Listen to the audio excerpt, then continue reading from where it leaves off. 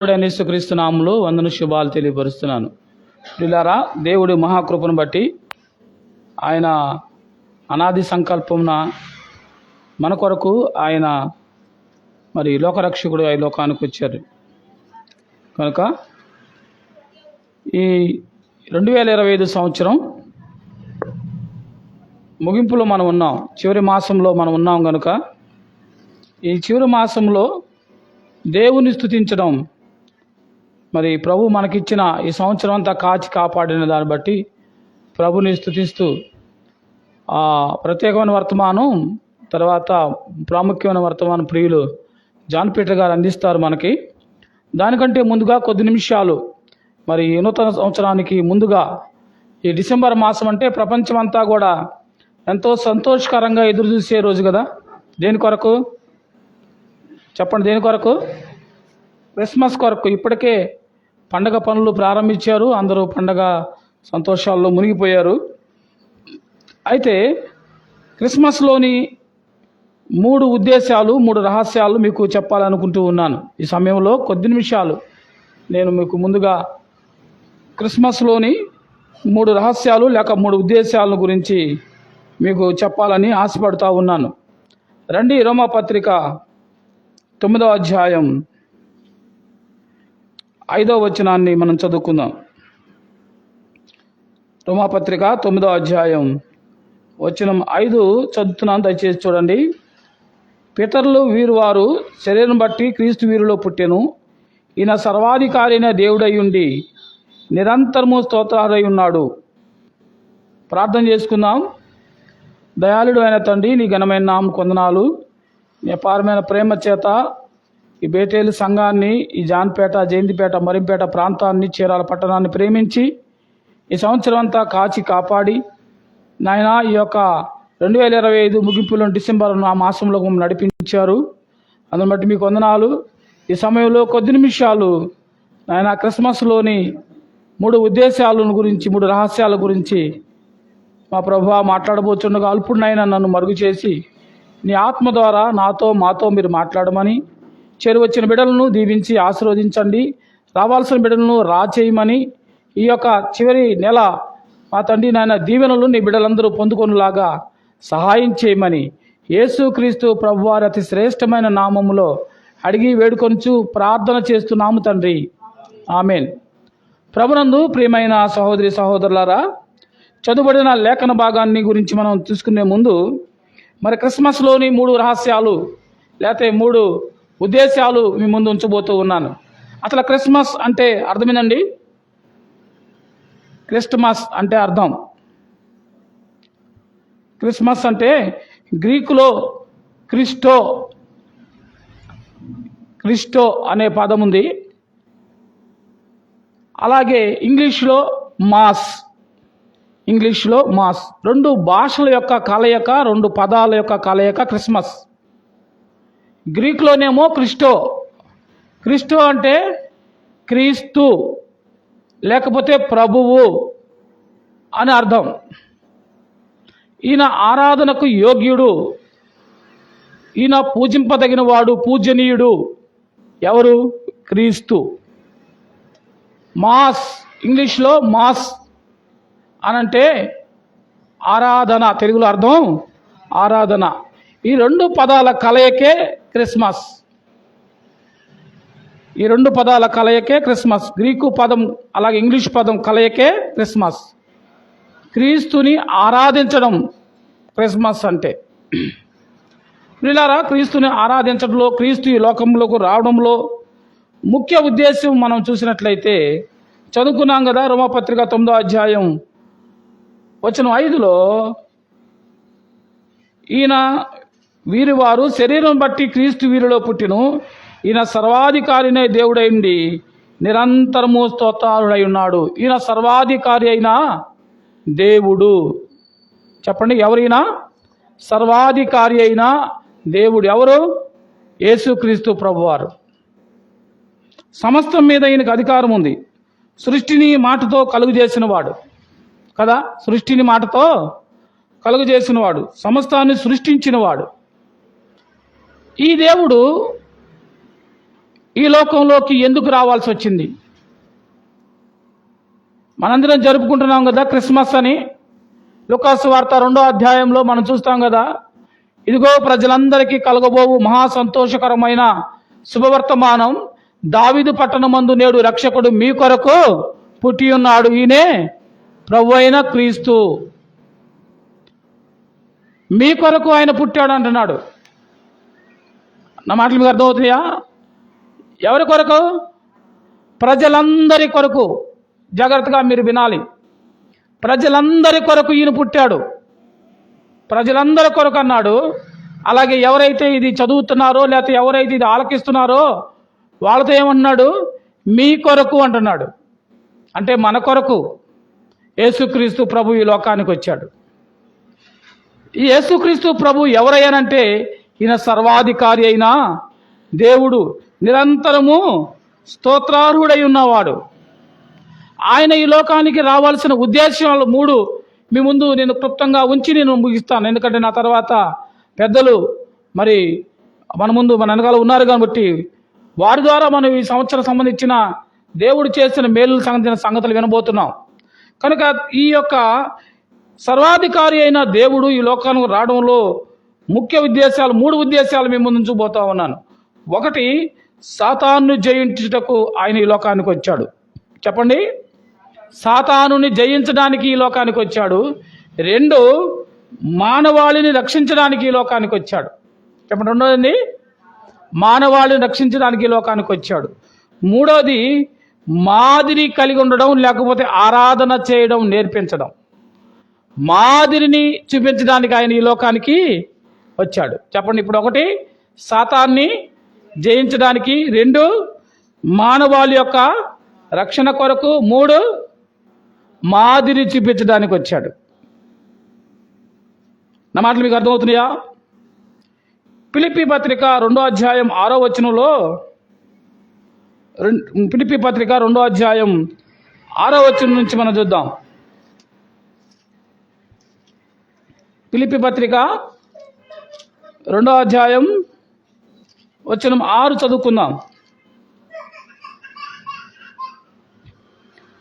ఆయన దేవుని స్వరూపము కలిగిన వాడయుండి దేవునితో సమానముగా ఉండుట విడిచిపెట్టకూడని భాగ్యమని ఎంచుకొనలేదు. మనిషిని పోలిక పుట్టి దాసుని స్వరూపం ధరించుకొని తన్ను తానే రుక్తునిగా, ఈయన దేవుని స్వరూపం ఉండుట విడిచిపెట్టకూడని భాగ్యమని ఎంచుకున్నాడు కదా. ఏమండి, ఈయన పరలోకంలో దేవునితో సమానుడుగా ఉన్నాడు. ఈయన సర్వాధికారి అయిన దేవుడిగా ఉన్నాడు. ఈయన మరి పరలోక సంబంధించిన విషయాల్లో దేవునితో అనుభవం ఉండటాన్ని విడిచిపెట్టకూడని భాగ్యంగా ఆయన ఎంచుకున్నాడు. కానీ ఏం చేయాల్సి వచ్చింది? ఆయన ఏమండి, మనుషుని పోలి కాబట్టి దాసుని స్వరూపం ధరించాడు. ఎందుకు దేవుడు మనిషిని పోలిక పుట్టాల్సి వచ్చింది? ఎందుకు దాసుని స్వరూపం ధరించాల్సి వచ్చింది? ఆలోచన చేశారా? ఈ లోకంలో అపవాది యొక్క ఏలికలో ఈ లోకం ఉంది. సాతాను యొక్క ఏలికలో ఈ లోకం ఉంది.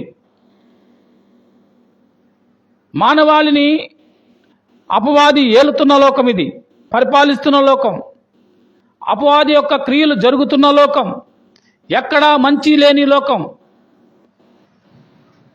మానవుడిలో కూడా పాపం ప్రవేశించడం ద్వారా మానవుడు కూడా అపవాది యొక్క ఏలికలో ఉన్నవాడు. నీతిమంతుడు ఒక్కడూ లేడు. చెప్పాలి, అందరూ పాపం చేసి దేవుడు అనుగ్రహించే మహిమను పొందలేకపోతున్నారు. భూమి మీద నీతిమంతుడు అనేవాడే లేడు. కారణం ఏందో తెలుసా? ఈ లోక అధికారి సాతాను. దేవుడే వాడికి అధికారం ఇచ్చాడు.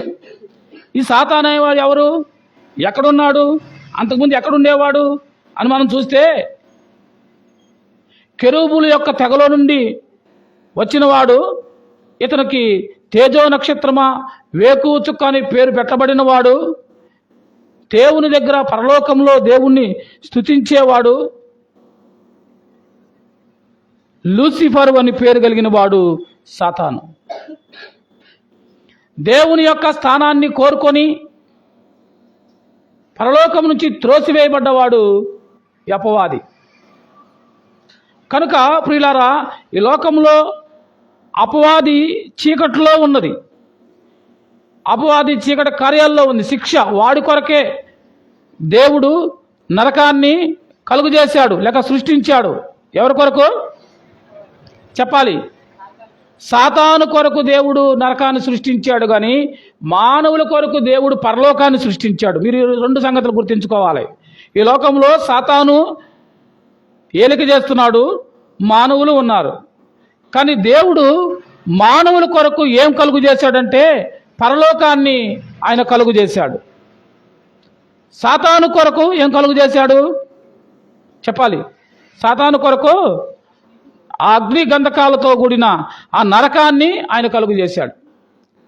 ఇప్పుడు నీవు దేనిలోకి వెళ్ళాలనేది నువ్వు నిర్ణయించుకోవాలి. దేవుడైతే నీ కోసం నరకం కలుగు చేయలేదు, దేవుడు నిన్ను శపించాలనుకోలేదు, నువ్వు శాపగ్రస్తమైన జీవితం జీవించాలని దేవుడు అనుకోవట్లా. నీ కొరకు ఆయన పరలోకాన్ని కలుగు చేశాడు. పరలోకంలో ఏముంటుంది? సంతోషం ఉంటుంది, సమాధానం ఉంటుంది, దేవుని యొక్క ప్రశస్తత ఉంటుంది, నిత్యము ఆనందం ఉంటుంది. ప్రభువుని నిత్యము ఆయన స్తోత్రాలుడని ఆయన్ని ప్రతి దినము ప్రతిగానాలు ఎలాగైతే దేవదూతలు చేస్తాయో మనం కూడా రేపు అక్కడికి వెళ్ళి ఏం చేస్తాం? ప్రభువుని స్తుతించే భాగ్యం నీకు ఉంటుంది. నా మాటలు మీకు అర్థమైనయా? ఈ లోకంలో అయితే మనం చిన్న చిన్న గ్రాములు, 2 గ్రాములు, 5 గ్రాములు, 10 గ్రాములు బంగారాన్ని చాలా జాగ్రత్తగా మనం మెడలో వేసుకుంటున్నాం, చెవులకు పెట్టుకుంటున్నాం, ముక్కులకు పెట్టుకుంటున్నాం, చేతులకు వేసుకుంటున్నాం కదా. ఈ బంగారాన్ని చాలా జాగ్రత్త దాచుకుంటున్నాం. కానీ పరలోకంలో ఈ బంగారం స్థానం ఏందో తెలుసా? పరలోకంలో నువ్వు మెడలో వేసుకునేది, చెవులకు పెట్టుకునేది, ముక్కులు పెట్టుకునేది, చేతులు పెట్టుకునే జాగ్రత్తగా బంగారం భద్రంగా దాచుకుంటావు. బైబిల్ కంటే భద్రంగా బంగారాన్ని దాచుకుంటున్నావు కదా. ఈ బంగారం స్థానం పరలోకంలో ఎక్కడ ఉండేదో తెలుసా? రోడ్లు. అర్థమైందండి? ఆ వీధుల్లో రోడ్లు బంగారపు రోడ్లు. ఆ రోడ్ల మీద నువ్వు తొక్కుతూ నడుస్తావు, బంగారం నీ కాలు కింద ఉంటుంది. నా మాటలు మీకు అర్థమైనయా? అపవాది యొక్క ఏలికలో ఈ లోకంలో బంగారమే నీకు పెద్ద బహుమానంలాగా దాచుకుంటున్నావే, దీనిది దేవుడు పరలోకంలో నీ కాలు కింద ఉంచబోతున్నాడు. ఆ బంగారపు యొక్క వీధుల్లో నువ్వు నడుస్తావు, ఆ బంగారపు రోడ్లో నువ్వు నడుస్తావు. నా మాటలు మీకు అర్థమవుతున్నాయా? ఎంత చక్కని దేవుడు నీ కొరకు ఎంత చక్కని లోకం ఏర్పాటు చేశాడు. ఆ లోకంలో నువ్వు జీవించాలి, ఆ లోకంలో నువ్వు ఉండాలి అని అంటే ఈ లోకంలో నువ్వు ఎవరి పక్షాన ఉంటావో నువ్వే నిర్ణయించుకోవాలి. నువ్వు దేవుని పక్షాన ఉంటావా, సాతాను పక్షాన ఉంటావా? నువ్వు దేవుని బిడ్డగా ఉంటావా, అపవాది బిడ్డగా ఉంటావా? నువ్వు నరకం వెళ్తావా, పరలోకం వెళ్తావా? ఎక్కడికి వెళ్ళాలనేది నీ చేతిలోనే ఉంది. Choice for you. దేవుడు ఆ అధికారాన్ని నీకే ఇచ్చాడు, ఆ నిర్ణయాన్ని నీకే ఇచ్చాడు, అవకాశాన్ని నీకే ఇచ్చాడు. నువ్వు తీసుకునే నిర్ణయం మీద నీ జీవితం, నీ గమ్యం ఆధారపడి ఉంటుంది. అయితే ఆ ఆధారపడే జీవితంలో మనం పరలోకం వెళ్ళాలి అని అంటే మనకేం కావాలా? మనకేం కావాలండి? రక్షణ కావాలి. పరలోకం మనం చేరుకోవాలంటే, ఆ నిత్య రాజ్యంలో మనం ఉండాలంటే మనకి రక్షణ కావాలి. నీ బంగారం, నీ వెండి, నీ డబ్బు, నీ ధనం, నీ కార్లు, నీ బంగ్లాలు, నీ పొలాలు ఇవేవి నిన్ను పరలోకంలో తీసుకెళ్ళవు. రక్షణ ద్వారా మాత్రమే నువ్వు పరలోకం వెళ్తావు. నీ మొక్కుబడులు లేకపోతే నువ్వు చేసుకునే ఏదో దూరాలు వెళ్ళి మొక్కుకోవడానికి చేయాల్సిన అవసరం లేదు. దేవుడే మానవుడిని రక్షించడానికి ఈ లోకానికి వచ్చాడు.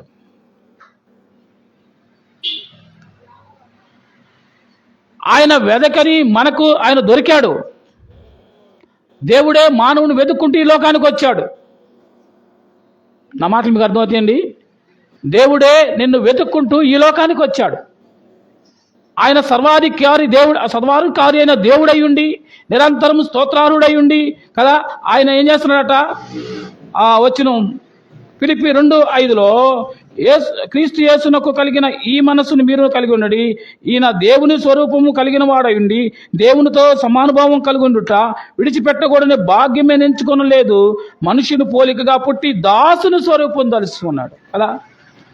దేవునితో సమానుభవం కలిగిన వాడు ఈ లోకానికి మానవుడిగా రావాల్సి వచ్చింది. ఎందుకు వచ్చాడు అని అంటే, నశించిపోతున్న మానవుడిని రక్షించడానికి, వెతికి రక్షించడానికి దేవుడే మానవుడిగా ఈ లోకానికి వచ్చాడు కదా. ఆయన నిన్ను వెతుకుతున్నాడు, నువ్వు కాదు వెతికేది. మనం ఆయన కోసం, దేవుని కోసం మనం ఎక్కడెక్కడో వెతుకుతాం కదా. కొందరు కొండల మీద వెతుకుతున్నారు, కొందరు గుట్టల్లో వెతుకుతున్నారు, కొందరు దేశాలు తిరిగి వెతుకుతున్నారు, కొందరు ఏం చేస్తున్నారు, వ్రతాలు చేస్తున్నారు, కొందరు దీక్షలు చేస్తున్నారు, కొందరు సన్యాసం పుచ్చుకుంటున్నారు, కొందరు ఏవేవో చేస్తున్నారు, ఉపవాసాలు ఉంటున్నారు. నువ్వు ఎక్కడ వెతికినా ఆయన కనపడ్డు. ఆయన విగ్రహాల్లో లేడు, కొండల్లో లేడు, నువ్వు అనుకున్న స్థలాల్లో ఆయన లేడు. దేవుడు నీ దగ్గరకే వచ్చాడు. నువ్వు ఆలోచించావా ఎంత గొప్ప దేవుడని మన దేవుడు? దేవుడు నీ కొరకు పరలోకాన్ని విడిచాడు, తండ్రితో సమానుభవాన్ని విడిచాడు. దేవుడే మానవుడిగా నీ కొరకు వచ్చాడు. వచ్చి ఎందుకు వచ్చాడో తెలుసా? ఇక్కడ అపవాది ఉన్నాడు కనుక వాడిని ఏం చేయాలా? అపవాదిని జయించాలి. అపవాదిని నేలుతున్నాడు. అమ్మా వినాలి, ఈ లోకం అధికారి ఎవరు? అపవాది. వాడు ఈ లోకాన్ని వెళ్తున్నాడు కాబట్టి, వాడు అధికారంలో నువ్వు ఉన్నావు, వాడు నిన్ను ఏలుతున్నాడు కాబట్టి ఏం చేయాలి ఇప్పుడు? దేవుడు సాతాన్ని జయించాలి. నా మాటలు మీకు అర్థమవుతున్నాయా? సాతాన్ని జయించాలి. ఆయన ఈ లోకానికి వచ్చేటప్పుడు ఆయన దేవుడు మానవుని వెతుక్కుంటూ వచ్చాడు. చూడండి, ఆదికాండం 3వ అధ్యాయంలో ఆయన ఎలా వెతికాడు, ఎవరిని వెతికాడు అని చూస్తే, మానవుడితో దేవుడు సహవాసం. ప్రతి చల్లని వేళ ఆదాముతో దేవుడు సహవాసం చేసిన దేవుడు ఈరోజు అదే మానవుడైన ఆదాము దగ్గరకు వచ్చి మాట్లాడుతున్నాడు. 3వ అధ్యాయం 9వ వచనం. దేవుడైన యెహోవా ఆదామును పిలిచి, అమ్మా ఏమన్నాడు?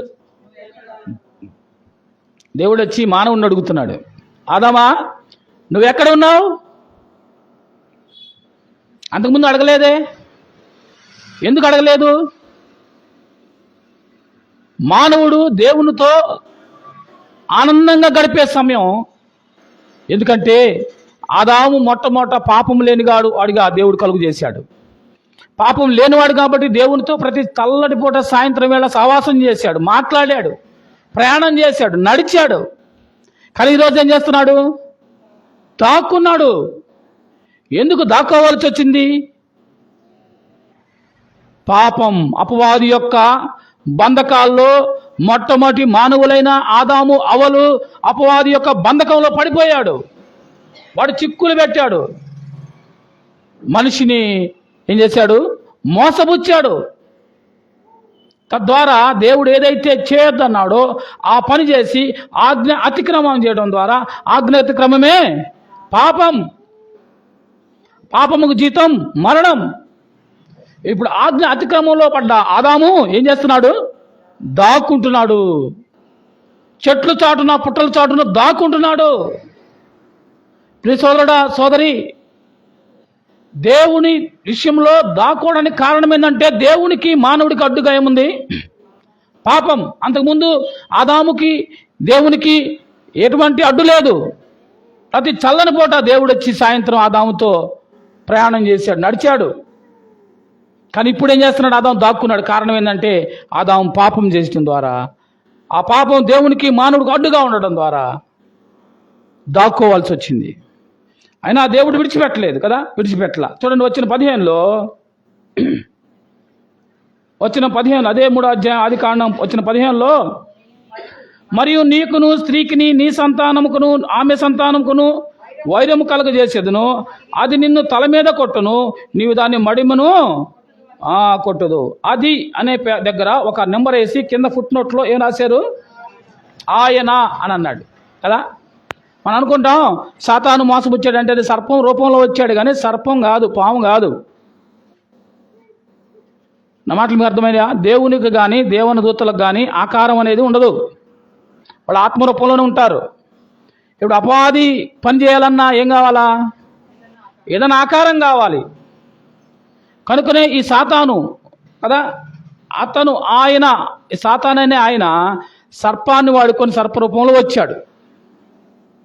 అర్థమైందా నా మాటలు మీకు? ఇప్పుడు ఏమంటున్నాడు ప్రభు? స్త్రీ సంతానముకును వైరము కలిగిద్ది. దేని ద్వారా? అయితే నిన్ను తల మీద కొట్టును, నీవు దాన్ని మడి మీద కొట్టదు. ఇక్కడ ఆయన అని అంటే ఇక్కడ యేసు ప్రభు. ఆయన అంటే అది నిన్ను తల మీద కొట్టును అంటే అది సాతాను, క్షమించండి, ఆయన మడి మీద పట్టుకుంటాడు. ఇక్కడ మనం గమనించినట్లయితే సాతాను యొక్క తల చితకగొట్టబడాలి. ఎక్కడ? కలువరి శిలువలో అపవాది తల చితకగొట్టబడింది. నా మాటలు మీకు అర్థమైందా?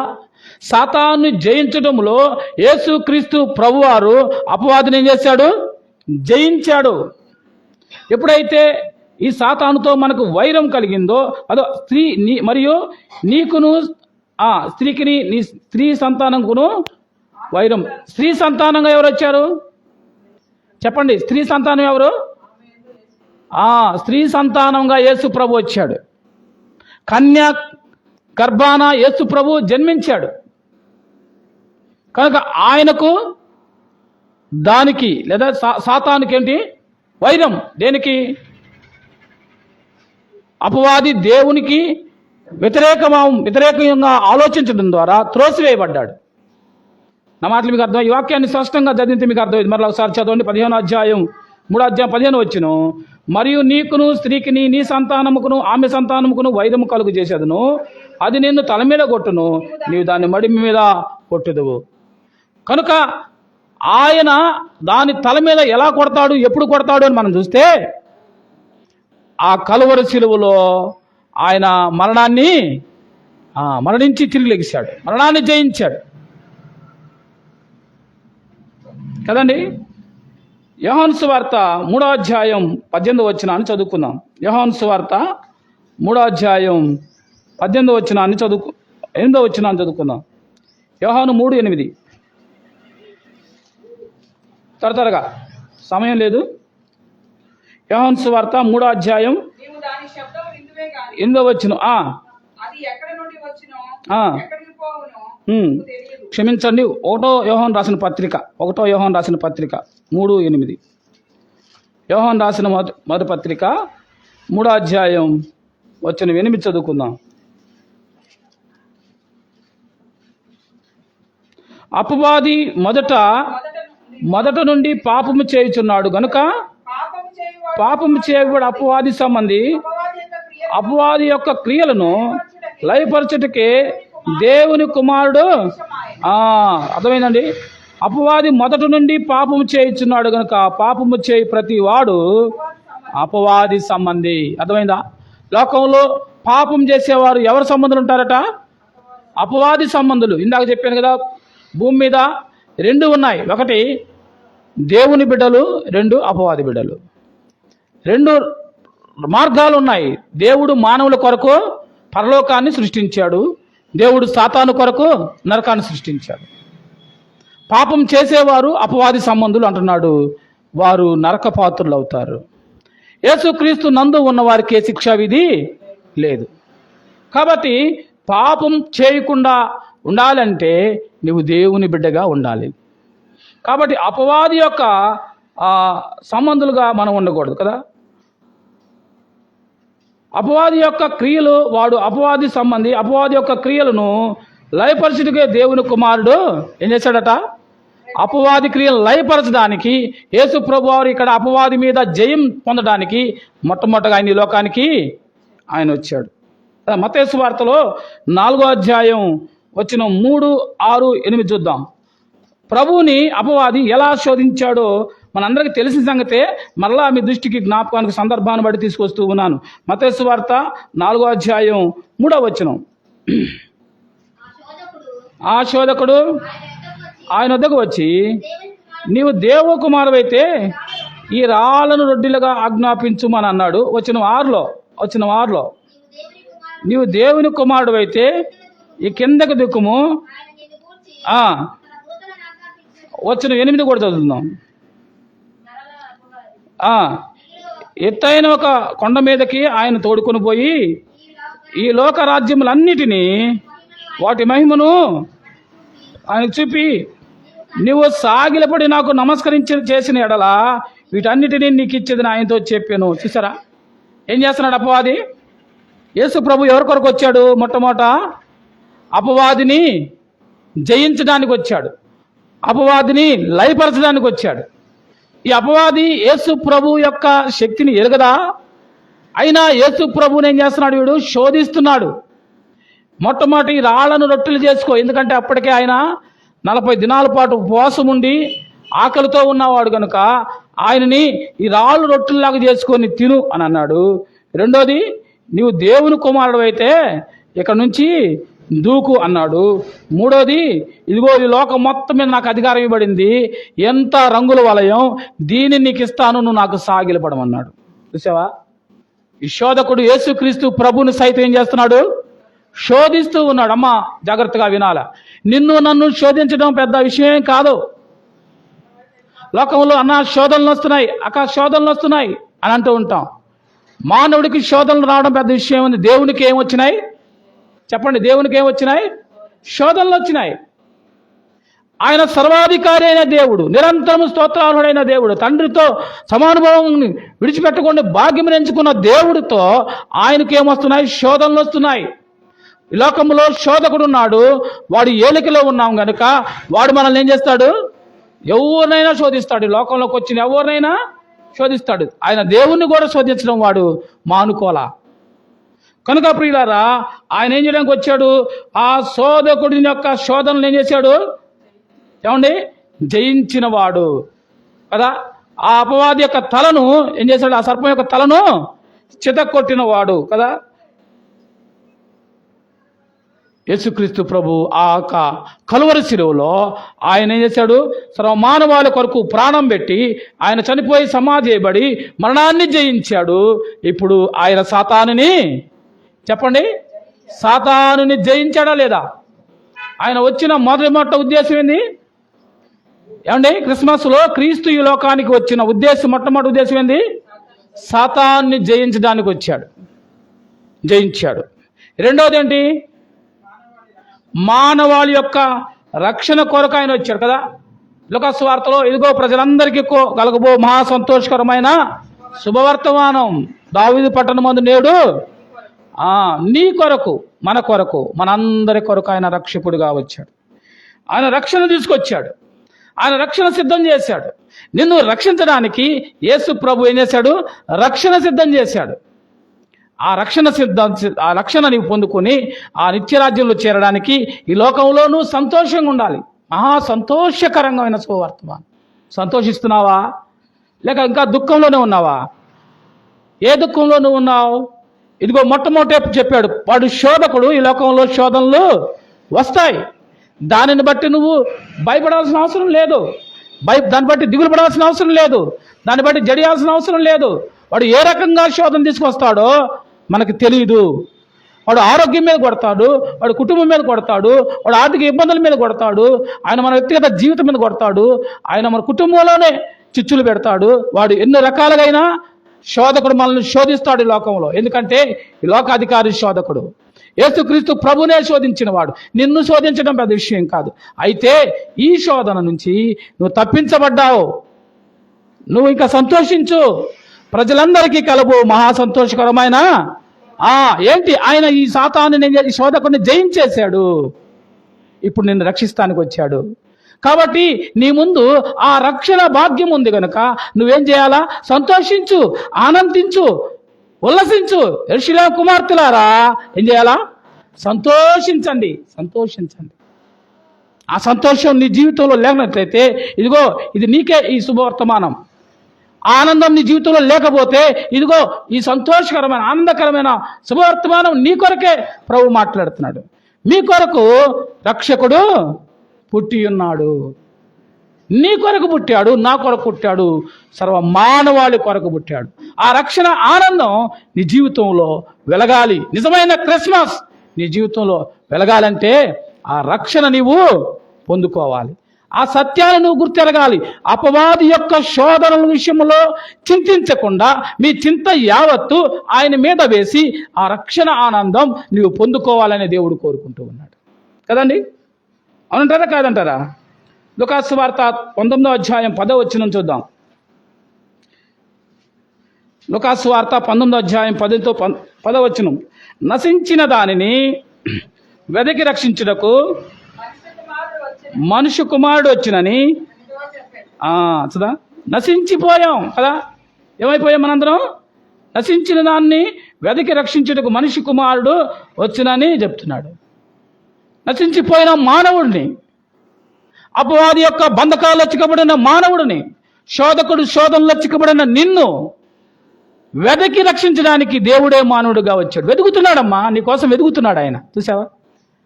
వెదకని నాకు దొరికితివి, నన్ను రక్షింపను కదా. ఎంత చక్కని పాట పాడతారా? వెదకని నాకు దొరికితివి, నన్ను రక్షింపను వెదకితివి.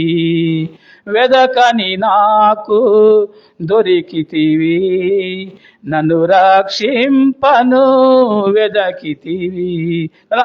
ఆయన నిన్ను రక్షించడానికి ఆయన వెతుకుతూ ఉన్నాడు. ఎక్కడున్నావు? ఆనాడు ఆదాముని వెతికిన దేవుడు ఈనాడు నిన్ను వెతుకుతున్నాడు. ఆదాము దిగంబరైపోయి పాపం చేసి ఆ యొక్క చెట్టు చాటున పొదల్లో దాక్కున్న ఆదాముతో దేవుడు వెతుక్కుంటూ వచ్చి, ఏమండి ఎవరు వెతికాడు? ఆదాము వెతికాడా? దేవుడు వెతికాడా? అప్పటికే ఆదాము ఏం చేశాడు? ఆజ్ఞ అతిక్రమించాడు. అయినా పాపి అయిన మానవుని కొరకు దేవుడు ఏం చేస్తున్నాడు? వెతుకుతూ ఉన్నాడు. ఆదామా నువ్వెక్కడా అని అన్నాడు కదా. ఈరోజు ఆయన నిన్ను వెతుకుతున్నాడమ్మా. నీ కొరకే దేవుడే మానవుడిగా ఈ లోకానికి వచ్చాడు. నువ్వెక్కడున్నావు? నువ్వెక్కడున్నావు? ఇది ప్రశ్న. క్రిస్మస్లో నువ్వెక్కడున్నావు? ఆ క్రిస్మస్ ఆనందాలు నీ జీవితంలో, నీ కుటుంబంలో అవి వెలుగుతున్నాయా? ఊరికే స్టార్లు లైటింగ్లు వెలిగితే ప్రయోజనం లేదు. అవి కరెంట్ ఉంటే వెలుగుతాయి, లేకపోతే ఆగిపోతాయి. కానీ నువ్వే ఆయన స్టార్. నీ జీవితాన్ని వెలిగించడానికి, నీ జీవితాన్ని వెలుగుమయంగా మార్చడానికి, నీ బ్రతుకును మార్చడానికి, నీ జీవితంలో నూతన ఆనందాన్ని, నూతన వెలుగును ఆ ప్రభువు తీసుకురావడానికి వెదకని నీ కొరకు ఆయన ఏం చేస్తున్నాడు? వెతుకుతూ ఉన్నాడు. దాక్కోకండి, ఆదాములాగా దాక్కోకండి. ఎంతకాలం దాక్కుతావు? దాక్కుంటే శ్రమలుంటాయి, దాక్కుంటే శోధకుడు వాడితో పాటు నిన్ను ఎక్కడ తీసుకెళ్ళాలంటున్నాడు? వాడి కొరకు సిద్ధపరిచే నరకంలోకి తీసుకెళ్ళాలనుకుంటున్నాడు. ప్రభు దగ్గరికి చెప్పండి, అయ్యా ఇంతకాలం దాక్కున్నానయ్యా, ఇంతకాలం దూరంగా ఉన్నానయ్యా, ఇంతకాలం అవేతులో ఉన్నాయా, ఇంతకాలం నీకు శత్రువుగా ఉన్నానయ్యా, నన్ను క్షమించు ప్రభువా, నన్ను క్షమించు ప్రభువా.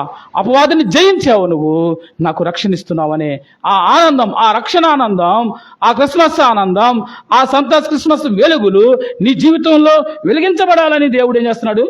కోరుకుంటూ ఉన్నాడు కదా, కోరుకుంటూ ఉన్నాడు. అమ్మా నువ్వు మరి సిద్ధంగా ఉన్నావా? తిమోతి రాసిన మొదటి పత్రిక 1వ అధ్యాయం 5వ వచనాన్ని మనం చూద్దాం. తిమోతి రాసిన మొదటి పత్రిక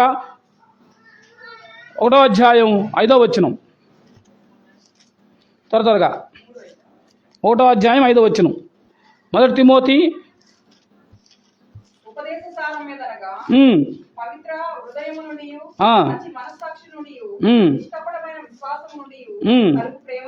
ఇలాట అమ్మా చెప్పు మళ్ళీ. ఉపదేశ సారమేదనగా పవిత్ర హృదయము, మంచి మనస్సాక్షి. అది అమ్మా, ఇది మన జీవితంలో ఉండాల్సింది. పవిత్ర హృదయం ఉండాలి, రెండోది మంచి మనస్సాక్షి ఉండాలి కదా, నిష్కపటమైన విశ్వాసం నుండి కలుగు ప్రేమ. ఇది దేవుని ప్రేమ అయి ఉండాలి. రక్షించబడిన నీ జీవితాన్ని ఆయన ఏం చేస్తాడట? పవిత్రత, ఆయన పవిత్రత కోరుకున్నాడు కదా. పాపుల్లో చేరక ప్రత్యేకంగా ఉన్నవాడు, పరిశుద్ధుడైన దేవుడు, పవిత్రత కలిగిన వాడు, పావనుడైన దేవుడు ఆయన నీ జీవితంలోకి వస్తే నీ జీవితం పవిత్రపరచబడింది. అంతకుముందు అపవిత్రంగా ఉంది కదా, అపవిత్రంగా ఉంది. పవిత్రపరచబడ్డానికి ఏం చేస్తున్నావు నువ్వు? ఏం చేయాలా? ఏం చేయాలా? మొక్కులు చెల్లించుకోవాలా? ఏ స్థలాలకు వెళ్ళాలా? కొండలు ఎక్కాలా? గుట్టలు ఎక్కాలా? లేకపోతే డబ్బులు ఇవ్వాలా? ఏమైతే పవిత్రం అవుతాం కదా. అది లోకంలో పవిత్రత కొరకు అనేక దేవుళ్ళని పవిత్రపరచడం కొరకు, శుద్ధి చేయడం కొరకు ఏం చేస్తారో తెలుసా? కొబ్బరికాయలు కొడతా ఉంటారు. ఎందుకని? మానవుడు ముట్టుకుంటే అపవిత్రమైపోయిద్దని నీళ్ళన్నీ ఏదైనా ముట్టబడని నీళ్ళు ఏమి ఉంటాయి? కొబ్బరికాయలో ఉంటాయి. కాబట్టి ఆ కొబ్బరికాయ నీళ్లు కొట్టి ఆ దేవుణ్ణి పవిత్రపరచాలని ఆశపడుతున్నారు. ఆ కొబ్బరికాయ నీళ్ళ వల్ల లేకపోతే ముట్ట నీళ్ళ వల్ల కాదు. నిన్ను పవిత్రపరచడానికి పరిశుద్ధుడైన దేవుడు తన రక్తాన్ని చిందించాడు. తన రక్తంలో నిన్ను కడిగాడు, నిన్ను శుద్ధునిగా చేశాడు, పరిశుద్ధుల గుంపులో నిన్ను చేర్చాడు, పవిత్రపరిచాడు. రెండోది ఏం చేయాలా? నిష్కపటమైన విశ్వాసం నుంచి మంచి మనస్సాక్షి కలిగి ఉండాలి కదా, మంచి మనస్సాక్షి కలిగి ఉండాలి. మూడోది ప్రేమ. ఎన్నిటికీ ప్రేమే ముఖ్యం. దేవుడు లోకమును ఎంతో ఎంతో ప్రేమించాడు. ఆయన ప్రేమకు అవధులు బైబిల్ అంతట్లో కూడా ప్రాముఖ్యమైన వచనం ఏదైనా ఉందంటే యోహాను సువార్త 3:16 దేవుడు లోకమును ఎంతో ప్రేమించను గనక కాగా ఆయన తన అద్వితీయ కుమారునిగా పుట్టిన ఆయన నశింపక నిత్యం పొందినట్లు ఆయనను మనకు అనుగ్రహించాడు. అర్థమైందా? దేవుడు లోకములో నిన్ను ప్రేమించాడు. ఎంతగా ప్రేమించాడు? తన ప్రాణం పెట్టినంతగా ప్రేమించాడు. ఎంతగా ప్రేమించాడు? నీ కొరకు ఆయన పరలోకను విడిచినంతగా ప్రేమించాడు. ఎంతగా ప్రేమించాడు? నీ కొరకు దుర్గంధమైన ప్రదేశంలో పశువుల చాలలో పడుకునేంతగా ప్రేమించాడు. ఎంతగా ప్రేమించాడు? నీ కొరకు గాయపరచబడినంతగా ప్రేమించాడు. ఆ ప్రేమను నువ్వు పొందుకోవాలంటే ఆ ప్రభువుని నువ్వు నమ్ముకోవాలి, ఆ రక్షణను పొందుకోవాలి. రక్షించబడిన నీవు ఏం చేయాలో 3 విషయాన్ని చెప్పి నేను ప్రార్థన చేస్తానండి. 3వ విషయం ఏంది? మాదిరి కలిగి ఉండడం, మాదిరి కలిగి ఆరాధన చేయడం. రక్షించబడిన వారు ఏం చేయాలా? అపోస్తల కార్యాల గ్రంథంలో మనం ఈ మాటలు చూస్తాం కదా. అపోస్తల కార్యాల గ్రంథం 2:40 నుండి 43 వచనాల్లో ఏమున్నదండి? అపోస్తల బోధ యందును సహవాసమందును రొట్టె విరుచుట యందును ప్రార్థన చేయడందును ఎడతెగగా ఉన్నారు. ఎవరు? నమ్మి రక్షించబడిన వారు, దేవుని వాక్యమిని అంగీకరించిన వారు, మారు మనసు రక్షణ బాప్తిసం పొందిన వారు, సంఘంలో చేర్చబడ్డారు. సంఘంలో చేర్చబడిన వారు ఏం చేస్తున్నారు? అపోస్తుల బోధ అనగా వాక్యం వినడంలోను, ప్రార్థనలోను, ఏమండి రొట్టె విరుచుటలోను, అంటే ఆ సహవాసంలోను ఎడతెగగా ఉన్నారు. ఆరాధన చేస్తున్నావు. ఆరాధన చేసే నువ్వు ఏం చేయాలా? మాదిరి కలిగి ఉండాలా. ఎవరు మన మాదిరి? పేతురు రాసిన మొదటి పత్రిక 2:21 చూద్దాం. పేతురు రాసిన మొదటి పత్రిక 2:21 రెండో అధ్యాయం.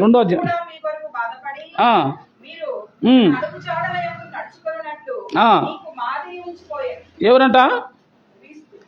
క్రీస్తే మన మాదిరి. ఎవరండి?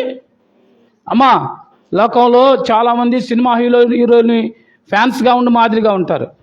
మరి కొంతమంది అయితే ఈ మధ్య బిగ్ బాస్ చూస్తున్నారు కదా, బిగ్ బాస్లో ఉన్న వాళ్ళకు మాదిరిగా వాళ్ళని హీరోలుగా పెట్టుకుంటున్నారు కదా.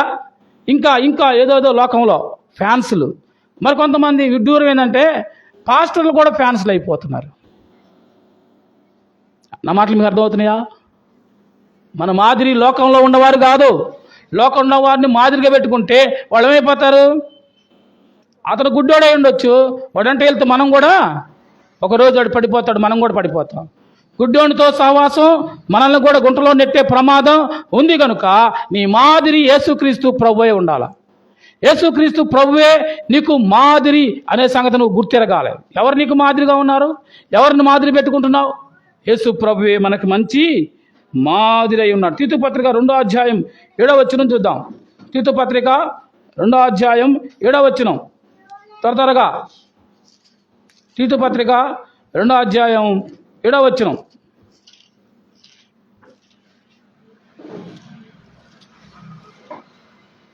త్వరగా. 2:7 నిన్ను నీవే చదువు.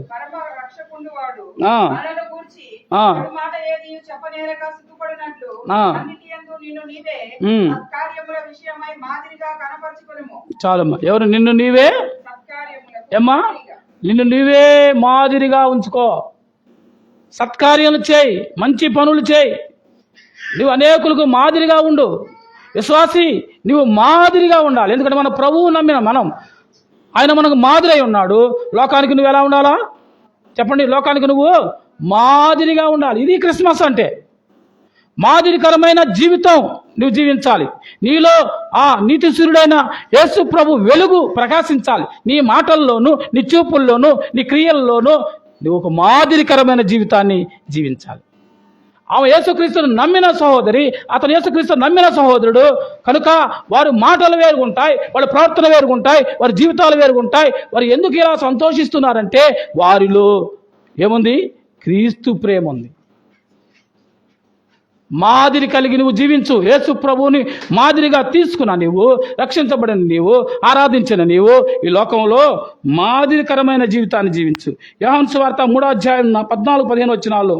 యోహాను 13-14. యోహాను 13వ అధ్యాయం 14-15 వచనాలు చదువుకుందాం.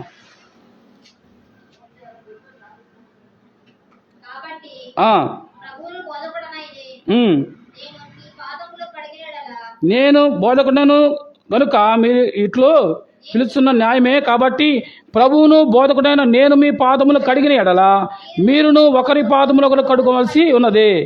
నేను మీకు చేసిన ప్రకారం మీరును చేయవలసినని మీకు మాదిరిగా ఇలాగా. యేసు ప్రభు ఏం చెప్తున్నాడు? శిష్యుల యొక్క పాదాలు కడుగుతూ ఉన్నాడు. మాదిరి చూపిస్తూ ఉన్నాడు. మీకు మాదిరి అంటే తను తాను తగ్గించుకోవడం. ఎంతగా తగ్గించుకోవాలి? దేవుడే మానవుడుగా రావడం కాకుండా మానవుని యొక్క పాదాలు కడిగి మాదిరి ఉంచిపోతున్నాడు. అమ్మా, నీవు క్షమించే మనసు ఉందా? నీ తోటి వారితో, నీ ఇరుగు పొరుగు వారితో క్షమించే మనసు నువ్వు ఉండాలా? తగ్గించుకునే మనసు నీకు ఉండాలా? ఎప్పుడు కూడా నీ గొప్పతనాన్ని చెప్పుకునే స్థితిలో నువ్వు ఉండకూడదు కదా. గొప్పవాడైన దేవుడు ఏం చేస్తున్నాడు? శిష్యుల పాదాలు కడిగి మాదిరి ఉంచుతున్నాడు. ఏ మాదిరి కలిగి ఉన్నావు నువ్వు? ఏ మాదిరి కలిగి ఉన్నావు? ఆలోచించే. యేసు ప్రభువే మనకు మాదిరి కలిగి ఉన్నవాడు కదా. అపొస్తలుల కార్యం 2వ అధ్యాయం 35వ వచనాన్ని చదువుకుందాం. ఇలా చెప్పుకుంటూ పోతే చాలా ఉన్నాయి, నాకు సమయం లేదు కాబట్టి ముగిస్తున్నాను. అపొస్తలుల కార్యం 2వ అధ్యాయం 20వ అధ్యాయం 35వ వచనంలోను, ఇంకొకళ్ళు ఏమో పేతురు రాసిన మొదటి పత్రిక 2వ అధ్యాయం 21వ వచనంలోను, అలాగే తిమోతి రాసిన మొదటి పత్రిక 4వ అధ్యాయం 12వ వచనంలోను, అన్నిట్లో కూడా మాదిరికరమైన జీవితం మనకు కనిపించింది కదా. ఏం కనిపిస్తుంది? మాదిరికరమైన జీవితం మనకు కనిపించింది. అమ్మా, నీ జీవితం ఎలా ఉంది? యేసు ప్రభువులో మాదిరికరమైన జీవితాన్ని జీవిస్తున్నావా? చూడండి 35వ వచనంలో, మీరును ఇలాగా ప్రయాసపడి పనిహీనులను రక్షింపవలననియు పుచ్చుకొనుట కంటే ఇచ్చుట ఏం చేయాలట? ధన్యము అని ప్రభు అయిన యేసు చెప్పిన మాటలు జ్ఞాపకం చేసుకునే వాళ్ళని అన్ని విషయాల్లో మీకు మాదిరిగా వస్తాం కదా. ఏ కాడకి కూడా మనం ఎలాగుంటున్నాం? మీ ఇంటికి వస్తే మాకేమిస్తావు, మా ఇంటికి వస్తే నీవేం చేస్తావు కదా. ఇదా మాదిరి? ప్రభు అన్నాడు పుచ్చుకొనుట కంటే ఇచ్చుట ధన్యం. క్రిస్మస్ అంటేనే ప్రభు ఇచ్చాడు మన కొరకు. ఏమిచ్చాడు? రక్షణ ఇచ్చాడు, సంతోషం ఇచ్చాడు, సమాధానం ఇచ్చాడు, నీకు అడ్డుగా ఉన్న దానిని తొలగించాడు, అపవాది యొక్క బంధకాల నుంచి తప్పించడానికి అన్ని ఆయన చేశాడు. ఉచితంగా ఇచ్చాడు కదా. ఉచితంగా ఇచ్చాడు, డబ్బులు తీసుకున్నాడా? ఉచితంగానే. రక్షణ ఉచితం. దాని కొరకు నువ్వేమి మొక్కుబడి చేయాల్సిన అవసరంలా, కాలినడక వెళ్ళాల్సిన అవసరంలా, చెప్పులు లేకుండా వెళ్ళాల్సిన అవసరంలా, సన్నిటి జానాలు చేయాల్సిన అవసరంలా, 40 రోజులు తిరగాల్సిన అవసరంలా, అసలు నువ్వేం చేయాల్సిన అవసరంలా. నువ్వు చేయాల్సింది ఒకటే, నీ స్థితి నువ్వు గుర్తెరిగి, ప్రభువా నువ్వు గొప్ప దేవుడవు, నా పాపాలు తీసివేయడానికి చనిపోయిన వాడువు, సమాధి చేయబడి తిరిగి లెగిసిన వాడువు, నువ్వు రక్షకుడువు, నీవే దేవుడువు, నన్ను క్షమించి నన్ను రక్షించమని నువ్వు అడిగితే నీ పాపాలు క్షమించి నిన్ను రక్షిస్తాడు. నీ నోటితో ఒప్పుకోవాలి యేసుక్రీస్తు దేవుడని, నీ నోటితో ఒప్పుకుంటే నువ్వు రక్షించబడతావు. అంతే, ఏం కష్టపడాల్సిన అవసరంలా. ఎంత గొప్ప రక్షణ నిర్లక్ష్యం చేస్తున్నావా ఆలోచించే. ఈ క్రిస్మస్లో ఈ నూతన ఆనందాలు నువ్వు పొందుకోవాలని, ఈ నూతన సంతోషం నువ్వు పొందుకోవాలని, దేవుని యొక్క కృపను, దేవుడిచ్చిన మాదిరిని నువ్వు అనుభవించాలని దేవుడు కోరుకుంటున్నాడు. 3 విషయాలు చెప్పాం, జ్ఞాపకం చేసుకొని ప్రార్థన చేద్దాం. ఒకటి, క్రిస్మస్ అంటే క్రీస్తు ఆరాధన కదా. క్రిస్టో మాస్, గ్రీకు పదం నుంచి వచ్చిన క్రిస్టో అనే పదం అనగా క్రీస్తు లేక అభిషక్తుడు అని అర్థం. ఈయన పూజార్హుడు, ఈయన ఆరాధనకు యోగుడు అని అర్థం. మాస్ అంటే ఆరాధన. కాబట్టి ఈ క్రిస్మస్లో యేసు ప్రభువు చేసిన కదా ఆయన 3 మాదిరికర విషయాలు, 3 ఆయన రహస్యాలు లేకపోతే ఉద్దేశాలు మనం చూస్తాం. ఒకటి, ఆయన సాతాను జయించడానికి వచ్చాడు. రెండోది ఆయన మానవాళిని రక్షించడానికి వచ్చాడు. మూడోది ఆయన మానవాళికి మాదిరి చూపించడానికి వచ్చాడు. ఆరాధించే నువ్వు మాదిరి కలిగి ఉండేట్టుగా ఉండాలని కోరుకున్నాడు. అటు కృప దేవుడు నీకు